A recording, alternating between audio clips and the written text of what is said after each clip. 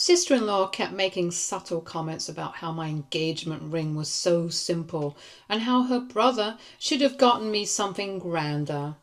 So to get back at her this time around, I simply smiled and said, "Oh, I love my ring, and unlike yours, I know exactly who paid for it." Now she's blaming me for trying to make her feel guilty because everyone knows Grand Ring was secretly paid for by loaning out money from over 6 family members. I'm 29, female, and recently got engaged to my fiancé, Mike, 31, male. We've been together for 3 years, got engaged 6 months ago, and everything between us has been great. Mike isn't the problem. His sister, Aria, 34, female, is. She's always had this fake nice energy. Smiles too wide, compliments that feel more like jabs. I tried to give her the benefit of the doubt at first, thinking I was overthinking it, but over time it became pretty clear she doesn't like me. She's never said it outright, but it's obvious in how she talks, what she emphasizes, what she chooses to notice. Aria is very into appearances.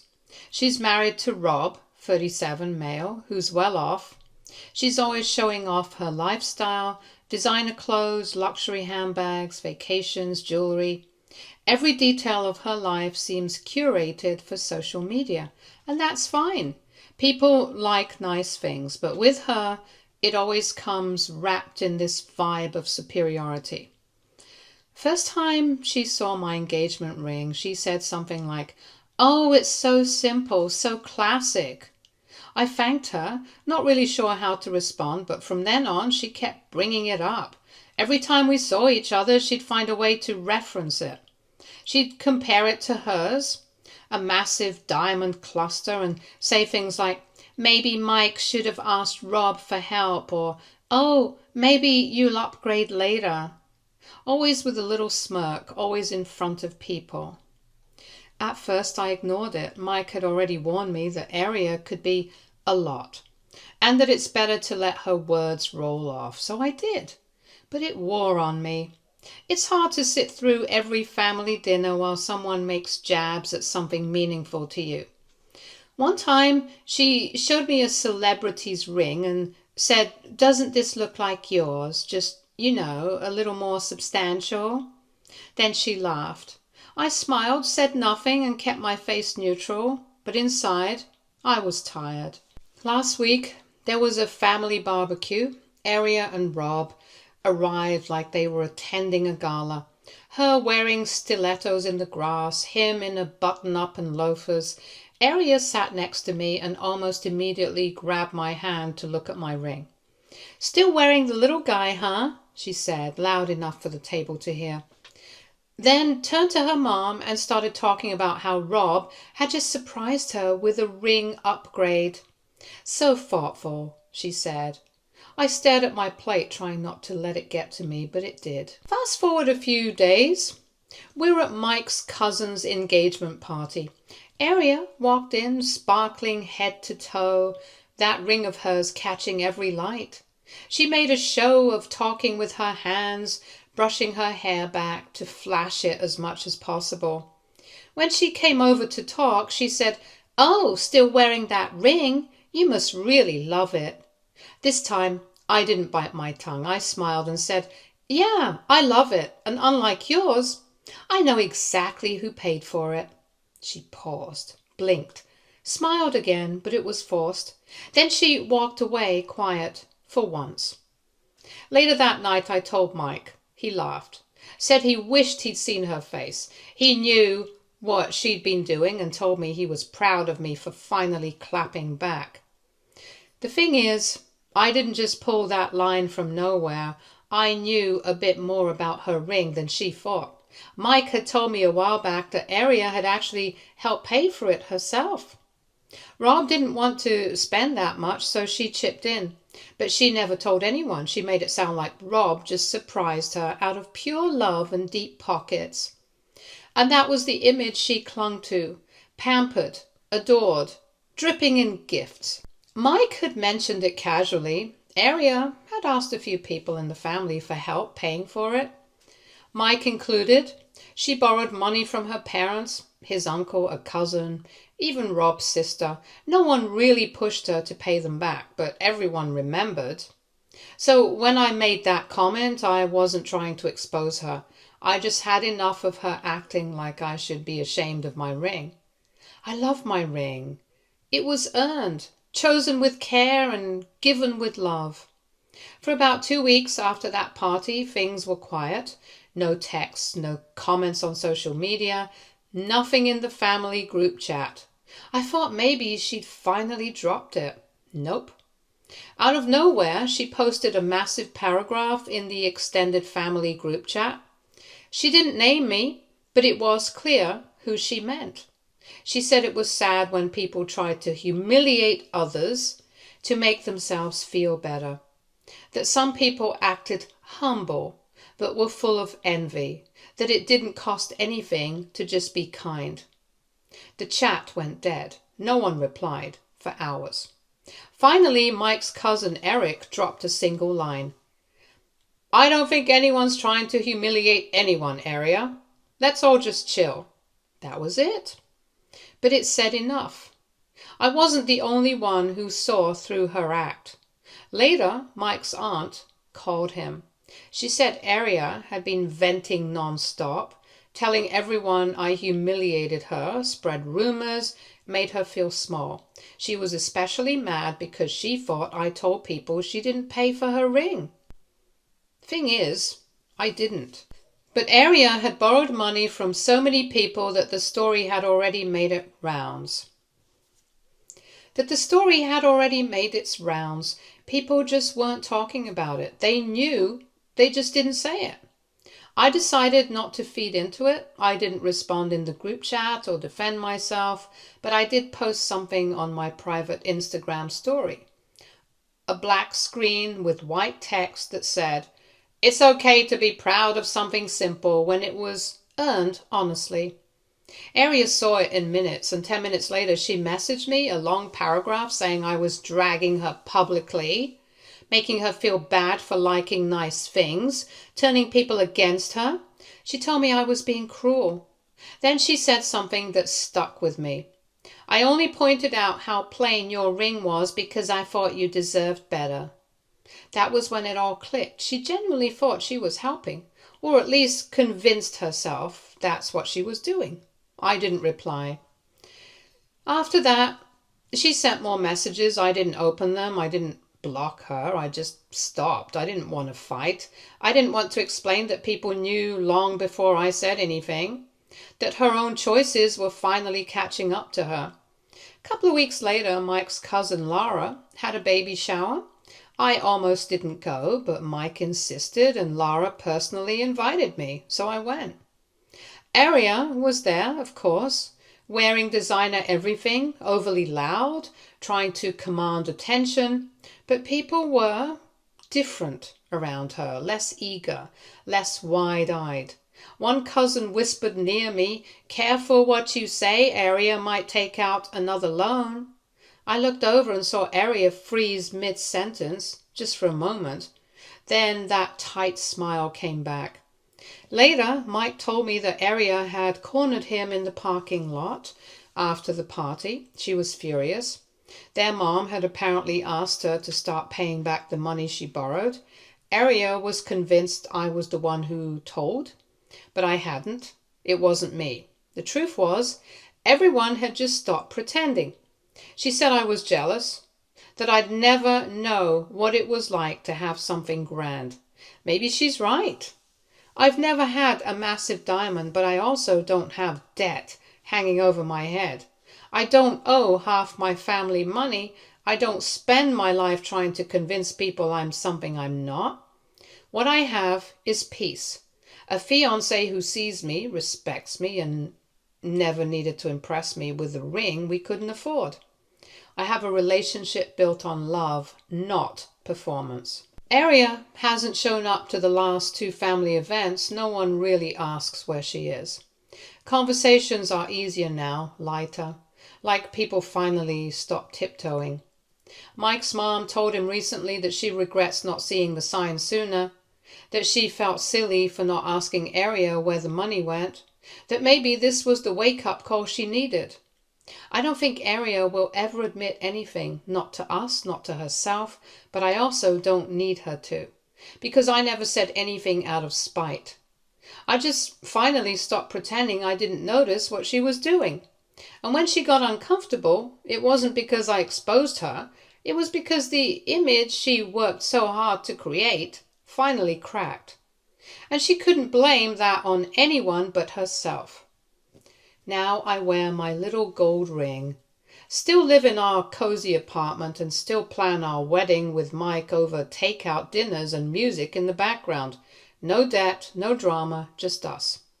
Just me, him, and a ring I'm proud of. So, AITA for making one offhand comment that made my sister-in-law spiral, even though I never told anyone the truth about how she got her engagement ring. Update 1. Hi, so something unexpected happened and I really wanted to share it with you guys.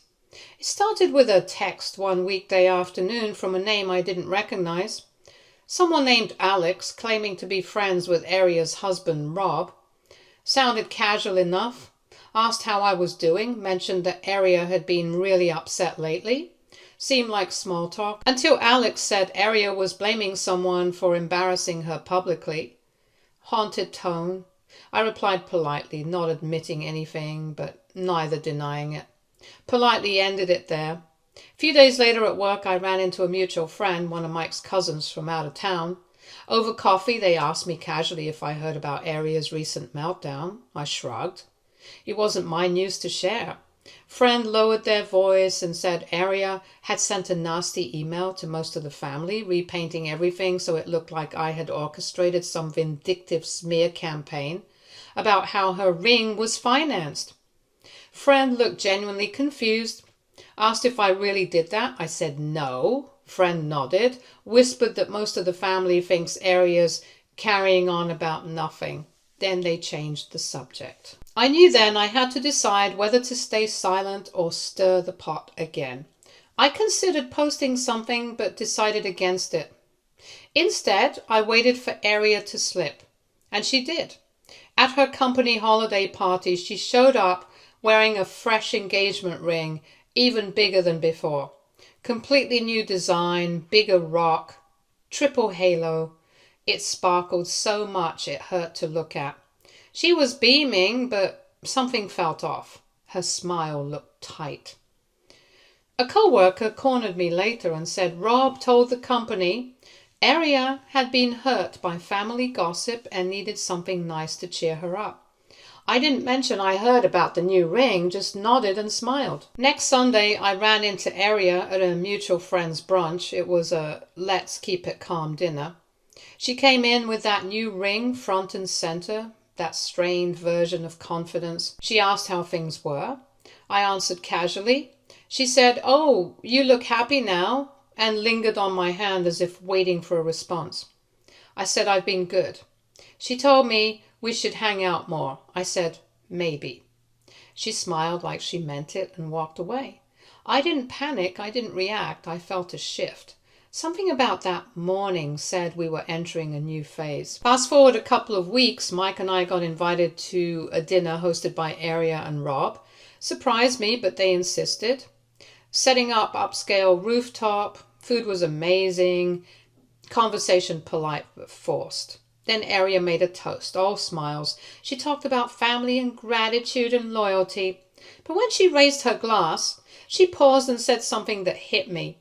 She said some people needed material things to feel secure about being publicly embarrassed. She didn't say who. I sipped my drink, smiled inside. Rob looked uncomfortable. Mike squeezed my hand. Others exchanged glances. Dinner continued. People were quieter. Some left early. After dessert, I excused myself to the ladies' room. A few minutes later, a family friend tapped my arm at the sink and said privately that they appreciated the implied message, that I didn't say anything, but my presence and demeanor spoke volumes. I thanked them and nodded. Walking back into the dining room, I caught Aria staring. Her face was pale, ring glinting. She stared way too long. I looked right back and smiled. When we left, Aria didn't hug me. Just walked past, perfumed air, aloof eyes. I waved politely. She didn't glance back. A week later I found out via another cousin that Aria had returned the new ring. Not in a dramatic way, but quietly. She told Rob it reminded her too much of the holiday drama and that maybe it was better to just keep things simple. He didn't argue. That embarrassed me a bit. I didn't expect actual fallout, but I'd taken a swing and hit the mark. Then came the most unexpected part. Rob messaged me privately on Instagram. Thoughtful tone, said he was sorry I had gotten caught in the middle of Aria's insecurity. He believed the story about the old ring, but hated attention. That if I ever wanted to talk or hang out, it'd be on him. He even joked that maybe I should let him handle Aria's next birthday gift so she wouldn't need to show off. I accepted. We met for coffee. He was warm, funny, normal. Gave me nothing but genuine kindness and purchased my latte. We laughed about forgettable family silliness and ended up meeting again for lunch. Nothing romantic, just neutral, friendly. Bridging the gap his wife burned. Here's where it gets spicy. Aria found out. Word got out that Rob and I had coffee. She confronted him quietly in private. What they argued about, nobody knows, but soon after, Aria erupted publicly on social media, sort of. She posted something cryptic about betrayal and trust and how easy it is to feel alone even when your partner is near. No names, no details. Then she deactivated her account. Poof. Family group chat blew up. Everyone had theories. People texted me privately asking if I was okay. I assured them I was. Mike and I spoke to Rob a lot during that time. Rob said the argument made it clear Aria needed help and he was weighing next moves. He apologized again for her mistreatment. Aria didn't show up at the next holiday dinner. No message, no card, just absent. The seat next to me stayed empty. Felt strange, but kind of healing. Mike's mom came over after dinner and said quietly she saw the whole thing play out and doesn't blame me at all. She said sometimes family pressure makes people do silly things. That maybe this would be a wake-up call. And that night, Mike and I lay in bed and talked about boundaries, and we agreed that Aria wasn't our problem anymore. That we'd be polite if she returned, but wouldn't chase drama. We set a limit. No more family group chats with her, no more forced meetups. We'd live our quiet life. A few days after that, Aria reached out to me, a short message that she hoped I had a nice time at dinner and that maybe we could clear the air. No apology, no admitting fault, but something. Mike and I talked. We decided if she truly wanted peace, we'd consider it, but carefully. We didn't have to rush. Now I'm here, writing this update, still wearing my little ring, still drinking takeout coffee with the man who chose me.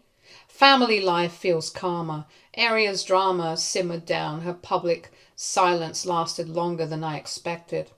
We're giving her space, but also holding our ground. So yeah, that was spicy. People can try to one-up you, steal the spotlight, spread rumors, but eventually their image cracks. And the best reaction isn't to fight louder, it's to hang back, stay real, and let truth calm the noise. Maybe Aria will reappear, maybe she'll reach out again, but right now, the silence speaks volumes, and I think that's all the closure we need. Update 2. It's been about a month since Aria stopped showing up to family events. At first it was a relief. No tension, no eye rolls across the room, no dramatic pauses while she showed off her nails just to flash her ring in every direction. People noticed she was missing, of course. Her absence isn't exactly quiet, but nobody asked much, and honestly I thought maybe it was finally over. Then Mike's mom texted me. She asked if I'd be free to come over and help her plan a small anniversary dinner she was throwing for her and her husband. Something simple, mostly close family. She said she appreciated how calm I stayed during all the drama and that she trusted my taste more than her own daughter's. I almost laughed. That was the first time she ever directly mentioned the tension with Aria. I agreed to help. We planned a backyard dinner with lights, simple food, no extra fluff, just the kind of thing Mike's parents enjoy. I picked the tablecloths, helped with the invites, even offered to bake a cake. I loved doing that stuff. It made me feel included, like I wasn't just Mike's fiancé, but someone his family actually wanted around. Everything was going fine until the night before the dinner. Mike got a call from his cousin Lara. She said Aria had found out about the dinner and was furious she wasn't invited. Except, here's the thing, she was invited. She just never responded. She had left the family group chat on mute, apparently, and didn't even bother to check it. Lara said Aria was going around telling people that I had planned the whole thing just to exclude her. She claimed I was trying to erase her from family events, paint her as some villain, and win over Mike's mom by playing the good daughter-in-law. I couldn't believe it. I hadn't even known Aria was on the invite list until Mike's mom showed it to me.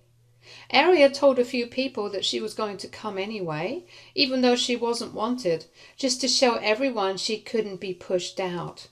She said she wanted to prove a point. I didn't know what that meant, but I wasn't about to change plans over it. The dinner started smoothly. The lights looked beautiful, the food turned out better than we expected, and everyone was chatting and laughing under the string lights like it was one of those perfect little movie moments. Then Aria showed up.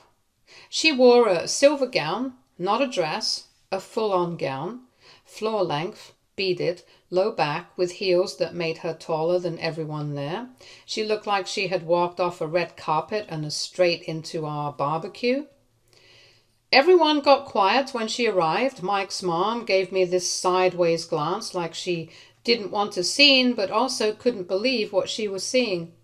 Aria walked in like she owned the house, kissed her dad on the cheek and acted like she was the guest of honor. She didn't speak to me. She walked past me pretending not to notice and loudly complimented everything about the setup. "Oh wow, the fairy lights are so quaint. This little table is cute. The chairs are rustic, very countryside." She even clapped her hands and said this is so homemade. I just smiled and poured myself a drink. It got worse. Halfway through dinner, someone asked how wedding planning was going for Mike and me. Before I could even answer, Aria jumped in. She said, "Oh, are they still doing that tiny backyard wedding, or did they decide to do a real one?" There was a pause, not long, but long enough that people definitely noticed. Mike started to speak, but I held his hand under the table and just smiled. I said yes. We're still doing the backyard wedding. It suits us. Small, peaceful, full of people who actually want to be there. That got her. She smiled, but her jaw was tight. She lifted her glass and said, "Well, some people like basic things. Makes life easier, I guess." Then she turned to her husband, who looked like he'd rather be anywhere else, and said, "Not everyone has the energy for class." The comment was so obvious that even Mike's uncle looked up from his plate. He gave her a slow look, like he couldn't believe she was really going there again. Mike leaned over and whispered to me that if I wanted to leave, we could, but I stayed. I stood up and walked over to the little dessert table I'd set up earlier. There was a small box under it. I'd brought something just in case, not to start anything, but because I'd had a feeling.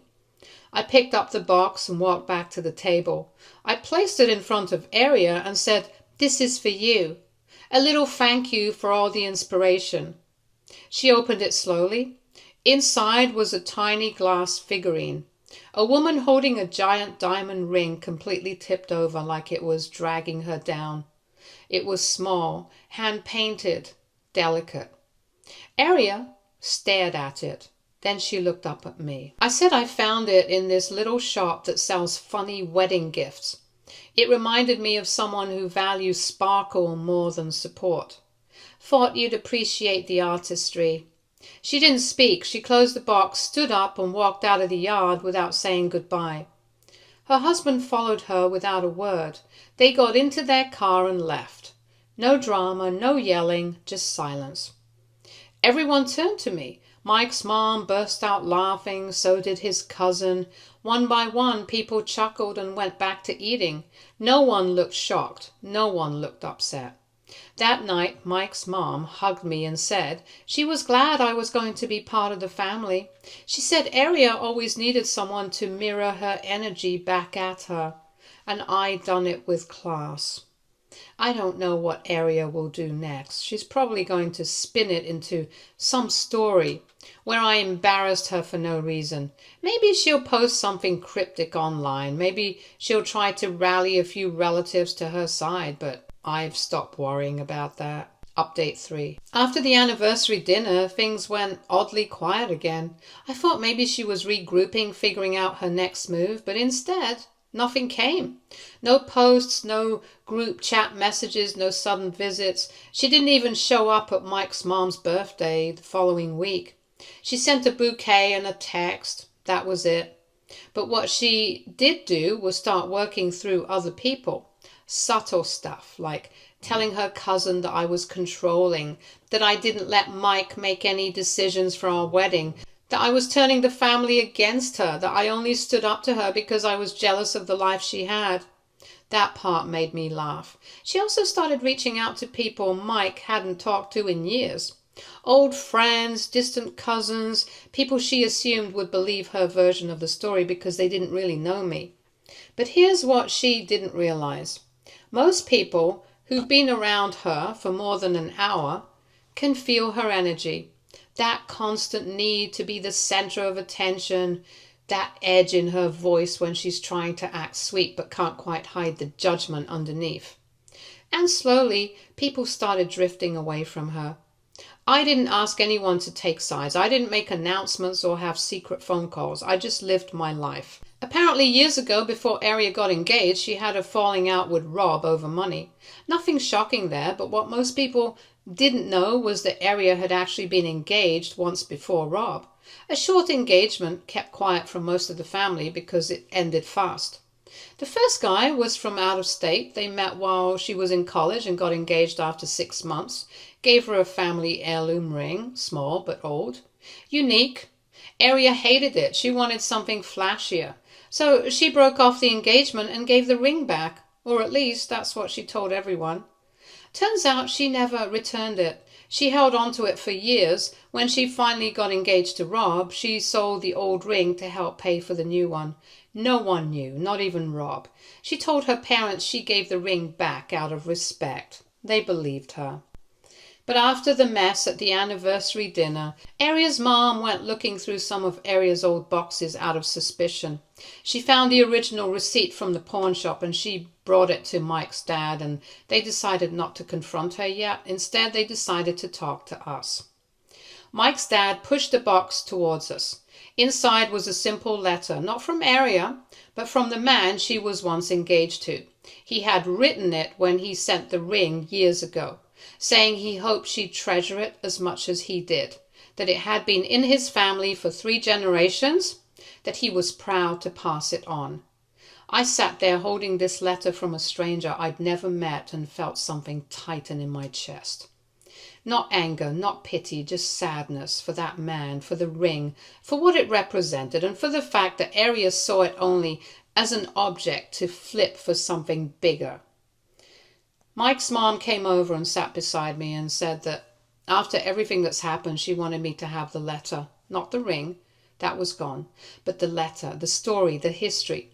She said she thought I'd appreciate it more than anyone else would. And she was right. I took it home, slipped it into a small wooden box where I kept my little mementos, and sat with it for a while. It wasn't just about Aria anymore. It was about how different people value different things. She wanted glitter. I wanted meaning. A week later, our wedding finally happened. It was in Mike's aunt's backyard.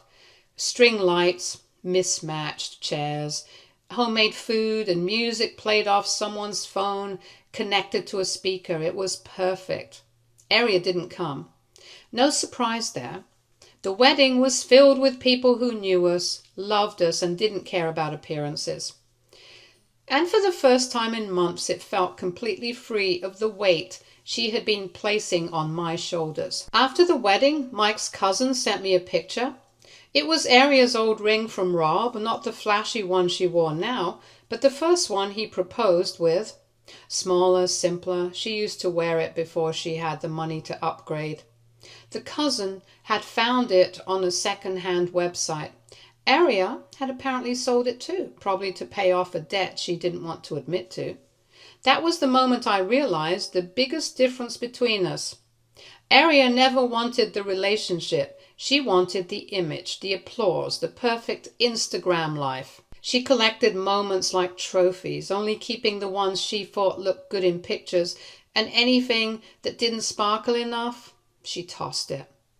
We left for our honeymoon the next morning, just a small cabin near the woods, no signal, no cameras, no audience, just me and Mike, a stack of books, and for the first time, I didn't think about Aria once. Stay tuned for more stories from our girl relationships.